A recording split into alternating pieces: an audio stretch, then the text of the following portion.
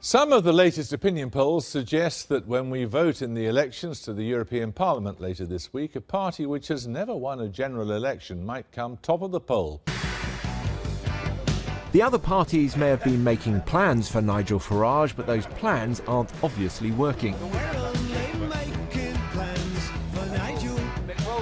According to some polls, his party could be heading for outright victory, first place, in Thursday's European parliamentary elections.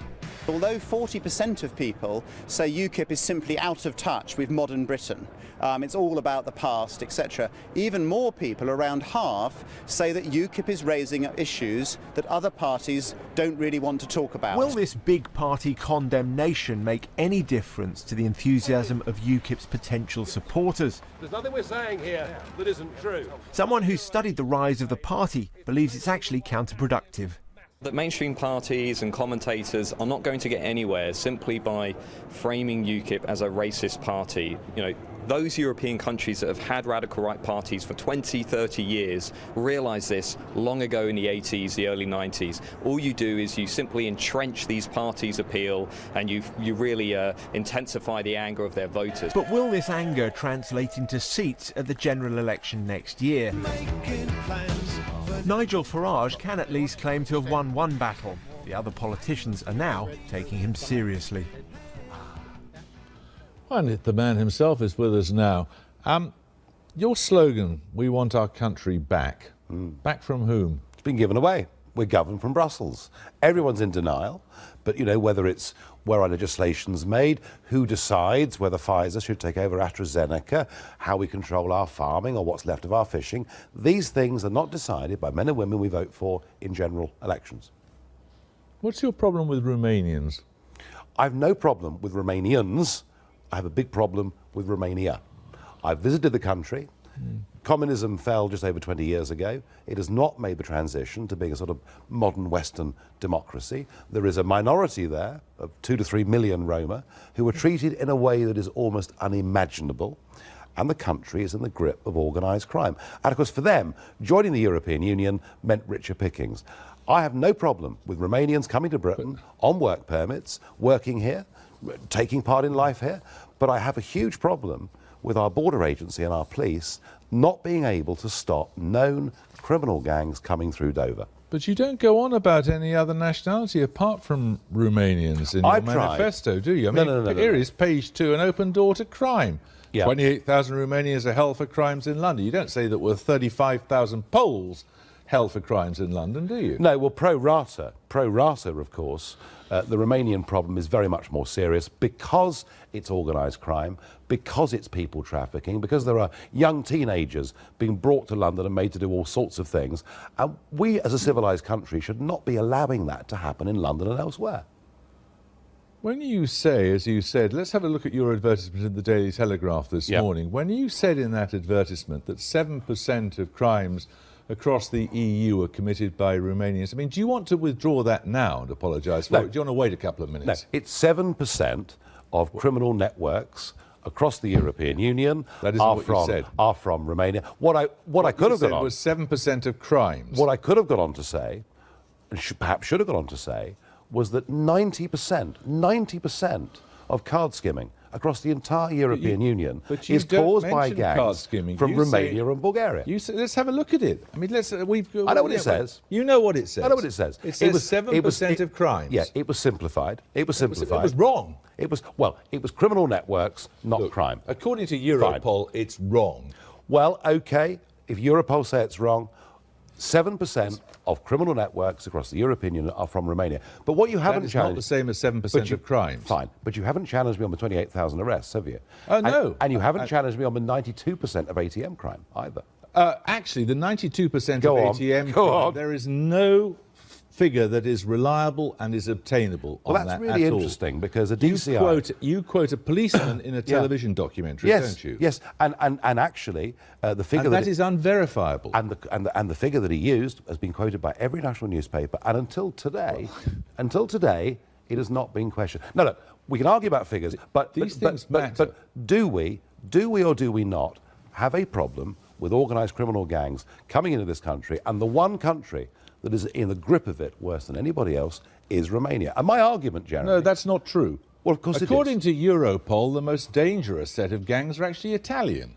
There are 60 million Italians, all right, and there are 21 million Romanians. So it's all a question of scale. On a pro-rata basis, unarguably, the biggest problem, not just for Britain, this problem is being felt in Spain and in France and elsewhere, is coming from Romania. Now, this gets to the heart of what do we want our relationship to be with countries like Romania or Bulgaria or wherever it may be. And my argument is we want to trade with them, be friendly with them, be completely open for their people to come here on work permits and work here and take part in the life of our country. But surely common sense says we should have some quality control at Dover and elsewhere and be able to stop known criminal gangs from coming into Britain. Let me ask you a very simple question. Do you think it is the responsibility of politicians to do whatever they can to diminish and discourage racism? I certainly do, and I think actually what uncontrolled immigration to Britain has done has bred a new form of racism, and I've seen all over the country. I talk to people who say, I hate to say this, I've never felt like this, but I'm beginning to feel a degree of enmity towards communities I'm living with. Such is the pace of change in my community. And that is... And so you actually... really think that what you've done in the last few days has helped to discourage racism? Well, let's put it like this.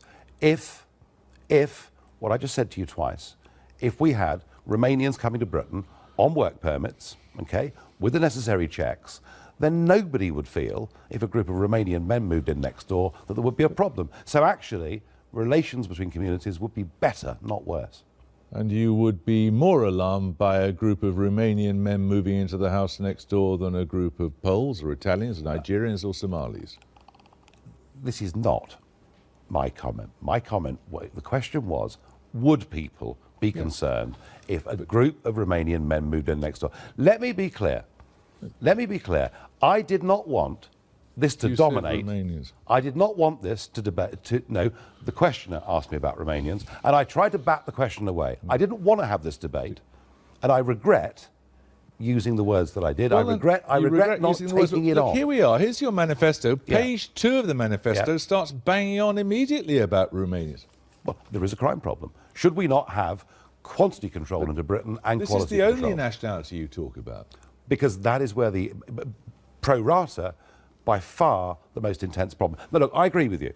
I think actually, if we have people who come to Britain and commit crime, we should be able to get rid of them, and we can't even do that. And if we do that, we should be able to stop them from re-entering the country. And under European Union rules, we can't do any of those things.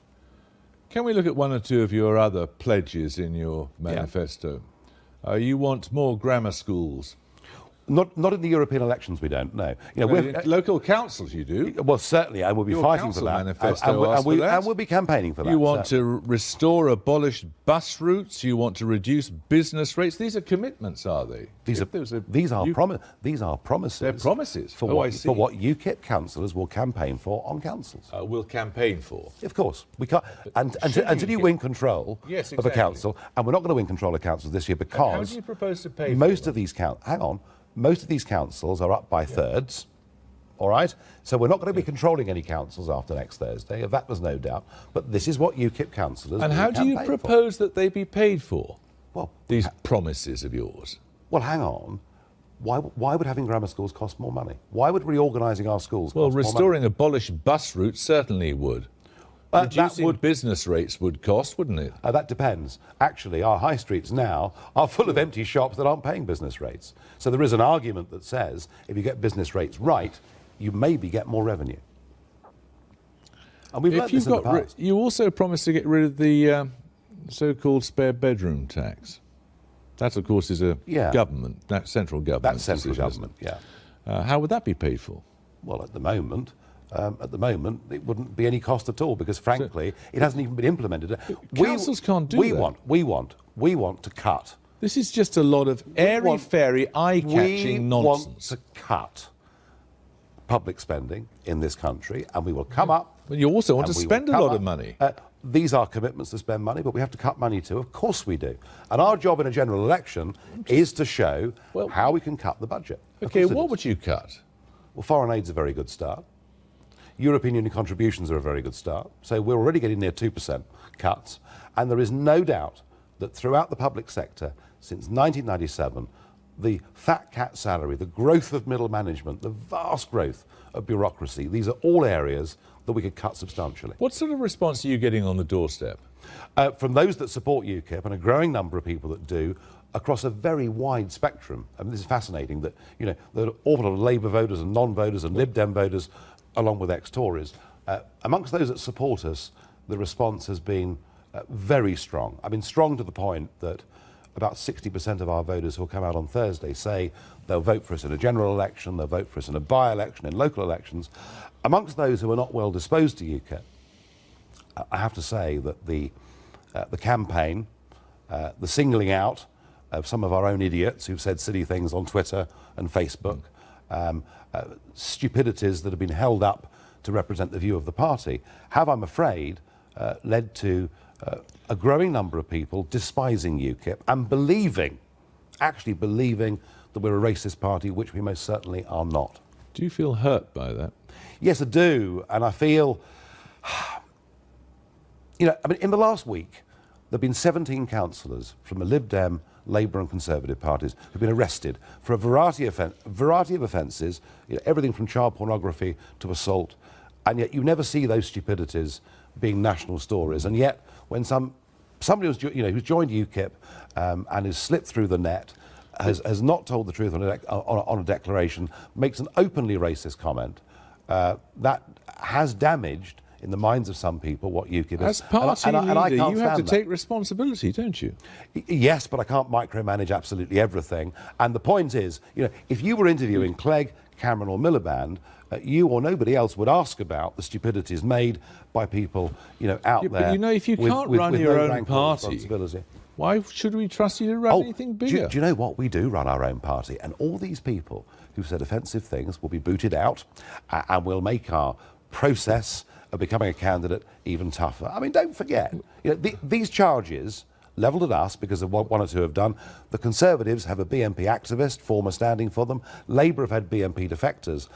So there's been, I mean, look, we are threatening and challenging the establishment. They are very, very scared of what we could do to their vote on Thursday, and they really have clubbed together and tried to hurl as much abuse at UKIP as they possibly can.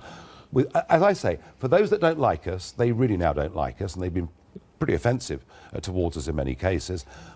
But actually, for those that support us, it's almost stiffened their resolve. How many more nutcases are there to find in the party, do you think? Well, I've just given you 17 from the 3 established parties who've been arrested in the last week.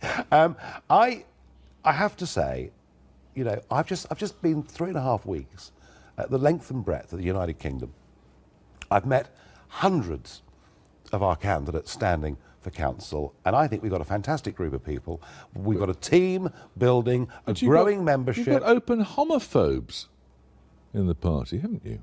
And you name me a party that hasn't got people, particularly those over the age of 70, who were brought up at a time when they were taught at school this was wrong. What about Roger Helmer? Well, Roger Helmer is 70, all right?